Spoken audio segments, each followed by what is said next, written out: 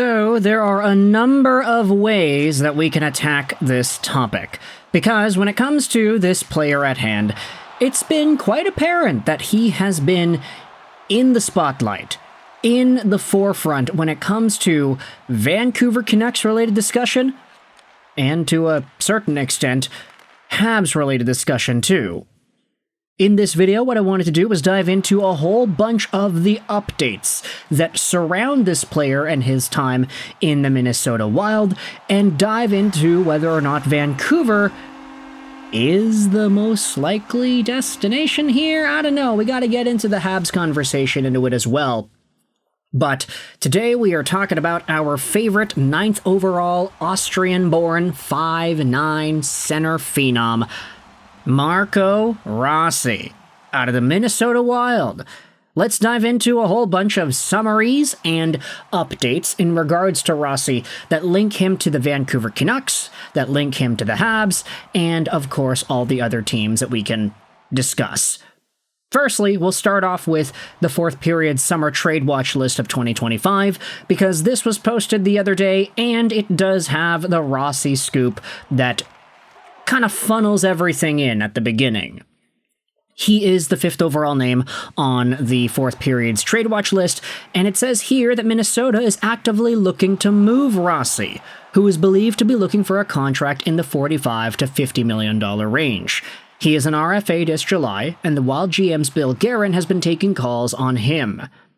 Teams reportedly linked to Rossi are the Philadelphia Flyers, Montreal Canadiens, Vancouver Canucks, Nashville Predators, and Calgary Flames.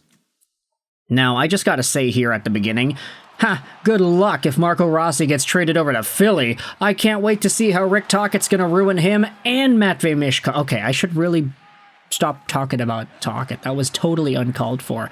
Philly fans, you're not gonna hear the end of it from me. But ultimately, this Marco Rossi Montreal thing is an angle that I think a lot of Habs fans would be comfortable with. There isn't necessarily a disdain for smaller players in Montreal, and I say that fully knowing that Martin St. Louis, Lane Hudson, Cole Caulfield, and to an extent Nick Suzuki have all prospered in this organization. But I will say, Marco Rossi is only 5'9". The Habs had a bigger center in Kirby Dach as their number 2 for a while, up until, of course, he got taken out of commission. But if Rossi is available, I think he is a really good name to add alongside of an Ivan Demidov. Just the skills, the passing, the playmaking, the offensive vision would be so good between those two. Add on Patrik Laine if you assume he's going to stick around, and you might have yourselves a really dynamite line of guys who can just mesh. Rossi's playmaking almost perfectly fits the style of Patrik Laine and what Laine excels at the most, standing in one spot waiting for that 1T. So for the Montreal Canadiens to be in on what is essentially the top center option in the NHL, at least the top center option that's available for trade that we know of right now, it makes sense, yeah. They need a guy to play behind Suzuki. It's not going to be Dvorak. Kirby Dach has been out of commission. You can't really fully trust him to be that guy. So the backup plan is kind of necessary here, and it does look like Marco Rossi can be that guy. As for the Vancouver Canucks, there were a whole bunch of other topics, not just talked about on the 4th period, but a lot of other conversation points surrounding Rossi in Vancouver. There was a radio hit with Canucks Central, Dan Riccio, Satyar Shah, talking about how Marco Rossi is the home run play. He's a pretty big boom or bust type of move. There were conversations from Thomas Drance and the like, going out there and debating whether or not a Rossi-like asset would be beneficial. And then there were the insider scoops from Marco Russo, who does stuff, of course, for the Minnesota hockey beat in The Athletic and others. He went out there and posted how the Rossi situation with the Wild has become more complicated, and Canucks News Summaries went out there and summarized this very same article. Let's dive into it here. Marco Rossi. The Wild were looking to trade him, but they want to do it and get a center back. Bill Guerin has stated that if he trades Rossi, he doesn't want to make the team worse. Too many teams want to add, and not enough teams are looking to subtract. The writer here, Russo, wonders if a short-term but high AAV contract would work for Rossi, similar to the Hurricanes and Martinez. The Canucks do have interest in Rossi, and the Wild probably want a resolution before July 1st.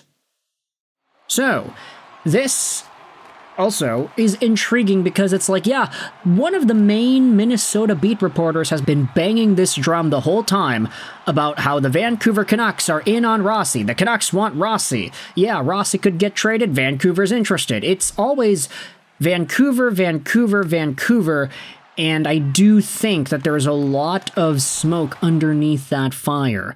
In fact, it's gotten so big that Canucks News Summaries summarized a Michael Russo podcast hit. This was him on the Talk North pod, and Canucks News Summaries even says, I know I've done a lot of recaps about Rossi, but he's the only player that's been linked to the Canucks by multiple sources. And this is all that Russo has to say about Rossi in regards to Vancouver on this podcast episode. The Wild and Rossi have had some conversations, but they haven't been able to make up the gap between the two sides. The pressure is starting to get to the Wild. The trade market has not materialized, though, the way that they thought it would. A lot of teams are looking for a number 2 center, but Rossi is probably viewed as a backup option. A lot of teams here are lukewarm on him. The Wild didn't help themselves by the way that they treated Rossi in the playoffs by not playing him.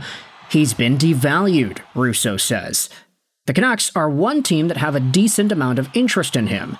Meanwhile, Russo's report here completely contradicts what was said on the fourth period because he says the Canadiens have no interest, and he's hearing that about some other teams that also want a number 2 center. The rest of the hit goes into a bunch of extra info about Rossi, how you can compare his profile to Brad Marchand when they were the same age, how Rossi doesn't want a bridge deal, how he had already turned down a 5x5. I will say, the contract demands are a little bit scary here, but it's not like Rossi isn't worth it. The guy had 60 points this previous year as a second-year NHL full-time player, and whilst producing those 60 points, he had himself a very good run.